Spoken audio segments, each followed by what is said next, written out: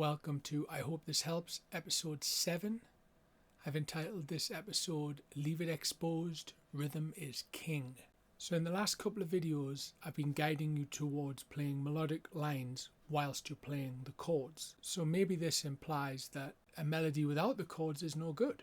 I mean, granted, melody and chords does sound great, but this is music, so anything goes. In this video, we're going to do exactly the opposite. We're going to just play melodies and we're going to remove the chords. So we're going to do a classic rock and roll song by Buddy Holly from the 1950s. It's called That'll Be the Day. So the second half of the title of this video is Rhythm is King. So please keep that in mind when you see how this video kind of develops. So these old 50s songs, these rock and roll songs, they are absolute masterclasses in concise songwriting. I think this piece is maybe 2.5 minutes long and it doesn't let up for the entirety of the whole thing. Okay, so let's listen to the start of the song. Well, that'll be the day when you say goodbye. Yeah, that'll be the day when you make me cry. Well, you say you're gonna leave. You know it's a lie, because that'll be the day when I die. Well, you give me all your loving and your turtle dove and all your hugs and kisses and your money too. Well, you know and love me, baby. Still you tell me, baby, that someday, well, we'll be through. Oh, that'll be the day when you say goodbye. Yeah, that'll be the day when you make me cry. Well, you say you're gonna leave. You know it's a lie, because that'll be the day when I die. So you can hear right from the start, we have an exposed lead guitar lick, if you like. Sounds like this. But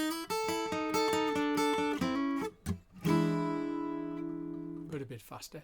Without getting too far into it, this is what we call a turnaround lick. Turnaround as in you're going to play a lick that will encourage your ear to want to hear the piece start again.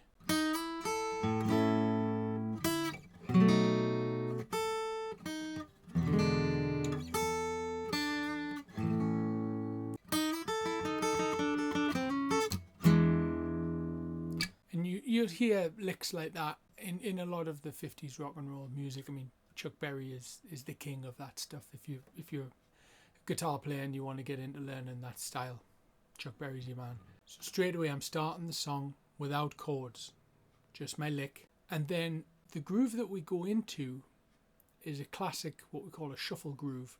Rock and roll music it's dancing music. So if this rhythm isn't happening, you're nowhere. So I'm doing a comp like this. So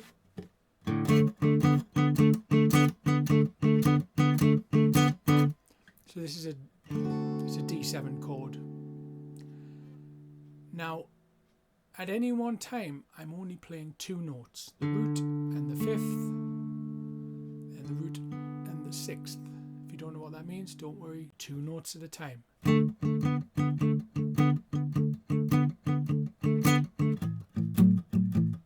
And you just move that around where you want it. So if you compare that to what you may learn at the start of your guitar days, where you'll play open chords. My D chord here has 4 strings. That's like the smallest voicing. C chords, 5 strings. A chords, 5 strings. G chords and E chords, all 6 strings. You're playing 6 notes at once. Now there's a time and a place for that. If it's just you by yourself, great. You can play as many notes as you like.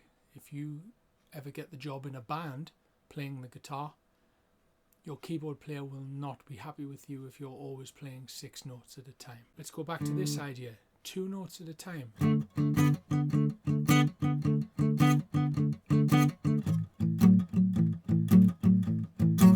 And that is a full sounding accompaniment.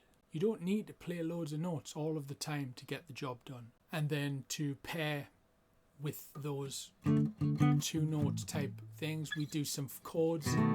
It's a B7 and an E7 there, where I am playing fuller voicings. And it just adds more colour to it, you know, changing things up. I could go and just just play the two notes, I suppose, but it adds a bit more dynamics.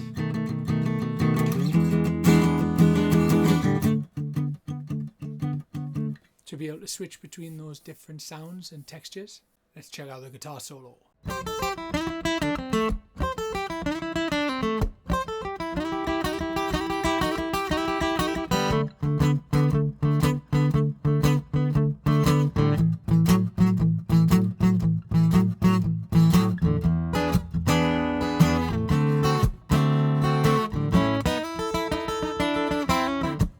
So this is a short section, but jam-packed with content, okay? So we're starting with an exposed line, really quite aggressive. So although it's got no chords, it has a lot of rhythmical intent. So like I said in the title, rhythm is king. So we've got this phrase.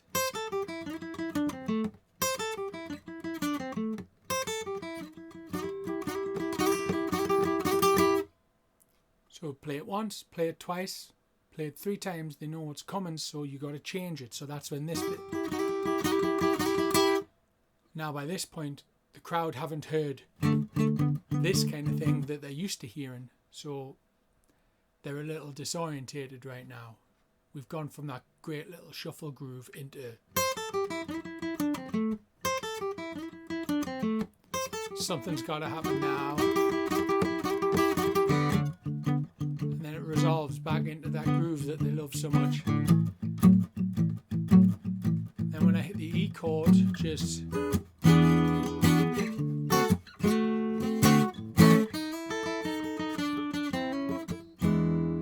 when I got to the E chord, I just wanted to change the flavour again. So we got some full chords, a little decoration on there, move it down 2 frets, D7, a little hammer on there. And then when it resolves, I bring out my lick from the start of the song, my turnaround lick, which is going to start the progression again. It's going to turn it around.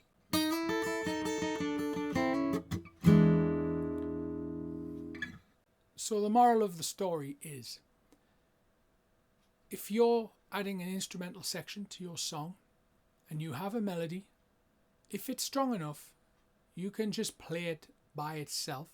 But in my experience, the deciding factor in its success will probably be the rhythm of the melody. This is an incredibly aggressive kind of guitar solo, and I think all of that movement and energy makes it stand up by itself. So if it's strong enough, leave it exposed. But rhythm is king. Okay, so here's another verse and chorus. Well, that'll be the day when you say goodbye. Yeah, that'll be the day when you make me cry. Well, you say you're gonna leave. Well, you know that's a lie.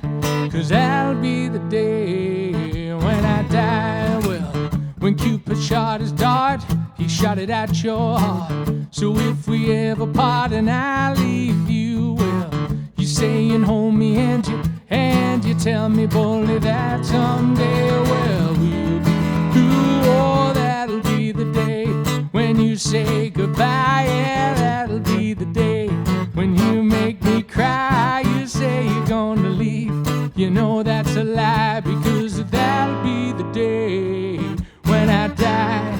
So I'm just repeating what I've already played, but louder, just trying to get the song to move along.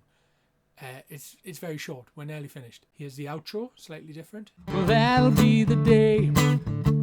Ooh, that'll be the day. Ooh, that'll be the day. Ooh, that'll be the day.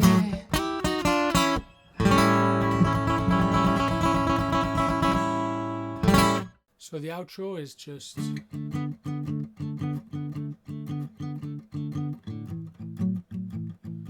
D chord to an A chord, round and round and round, ad-lib vocals over the top, just sing whatever you like, and then we have a little guitar lick, again exposed to end it. That's a classic rock and roll ending, that.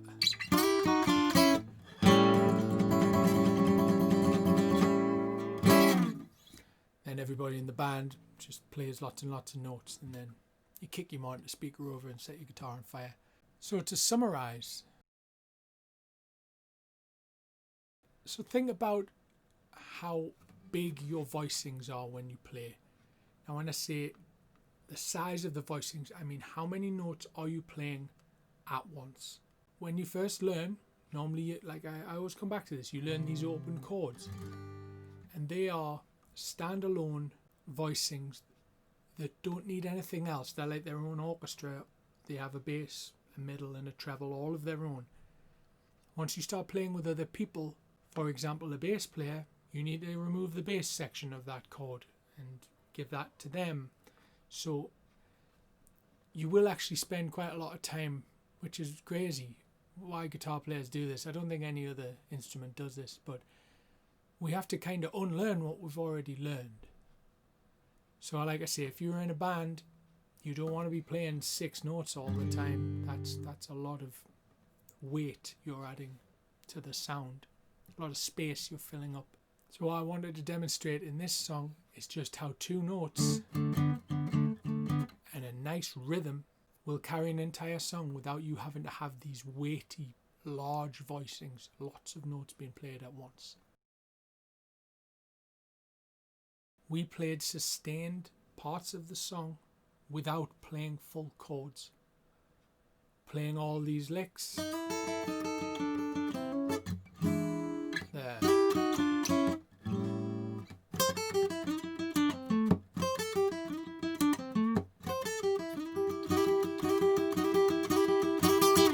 Strong rhythm, strong intent, lots of energy, creates dynamic contrast, rhythmical contrast, and a textural contrast as well.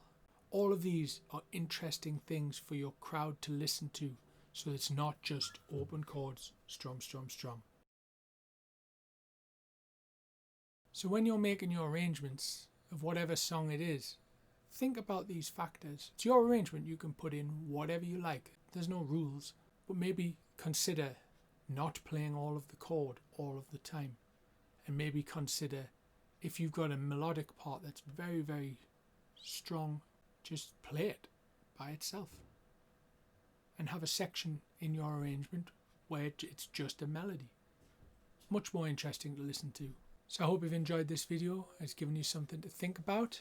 So in the next video, we're going to develop our accompanying style by channeling our inner bass player. Please subscribe to my channel, Eddcarrguitar, so you know when the rest of these videos are coming out. If you'd like one-on-one tuition over Zoom or Skype, please get in touch via the email address in the comments below. I hope this helps. Go and enjoy your music, everyone. Thank you.